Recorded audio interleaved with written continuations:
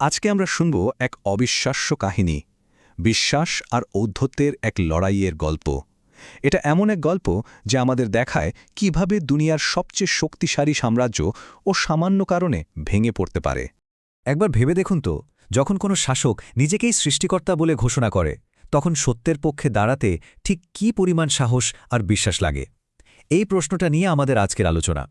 চলুন আমরা সোজা চলে যাই প্রাচীন ব্যাবিলনের সেই সময়ে, যখন সিংহাসনে বসে আছেন রাজা নমরুদ। এমন একজন শাসক যার ক্ষমতা ছিল অসীম এবং যিনি চাইতেন তার প্রজারা তারই উপাসনা করুক। নমরুদের ক্ষমতা আসলে ছিল কল্পনারও বাইরে।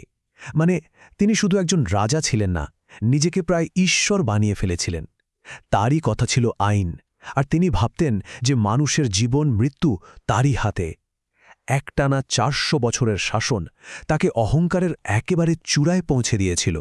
কিন্তু এই চরম অহংকার আর ঔদ্ধত্যের মধ্যেই এক নতুন আওয়াজ শোনা গেল। তিনি ছিলেন নবী ইব্রাহিম। তিনি এমন এক বার্তা নিয়ে এলেন যা কিনা পুরো সাম্রাজ্যের বিশ্বাসকেই নাড়িয়ে দিয়েছিল, এক আল্লাহর উপাসনার কথা। তো দুটো শক্তি মুখোমুখি এসে দাঁড়াল, যাদের পথ ছিল একেবারেই আলাদা। একদিকে নমরুদের দুনিয়াবী ক্ষমতা আর আকাশছোঁয়া অহংকার, আর অন্যদিকে নবী ইব্রাহিমের অটল বিশ্বাস আর আধ্যাত্মিক শক্তি। এটা কোনো সাধারণ তর্ক ছিল না, এটা ছিল দুটো ভিন্ন আদর্শের মধ্যে এক বিরাট সংঘাত। নবী ইব্রাহিমের প্রথম প্রতিবাদটা ছিল খুবই নাটকীয় আর বুদ্ধিদীপ্ত। তিনি মন্দিরের সব ছোট মূর্তি ভেঙে কুড়ালটার সবচেয়ে বড় মূর্তিটার হাতে ধরিয়ে দিলেন।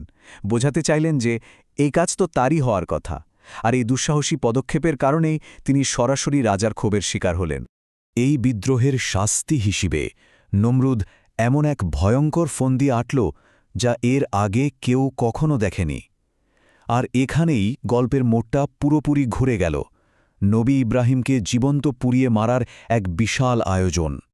ভাবা যায়, আগুনটা এতটাই বড় আর উত্তপ্ত ছিল যে তার গরমে আকাশ দিয়ে উড়ে যাওয়া পাখিও নিচে পড়ে যেত। আগুনের এতটাই তেজ ছিল যে তার কাছে যাওয়াও সম্ভব ছিল না। তাই ইব্রাহিমকে ছুঁড়ে ফেলার জন্য একটা বিশেষ যন্ত্র বানাতে হয়েছিল।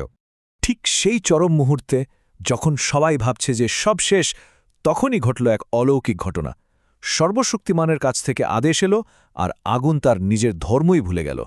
আগুনের শিখা যখন নিভে গেল, তখন সবাই অবাক হয়ে দেখল নবী ইব্রাহিম একদম শান্তভাবে বসে আছেন। তার গায়ে একটা আঁচড়ও লাগেনি। এই অবিশ্বাস্য ঘটনাটা ছিল দুনিয়ার ক্ষমতার ওপরে বিশ্বাসের এক বিরাট জয়।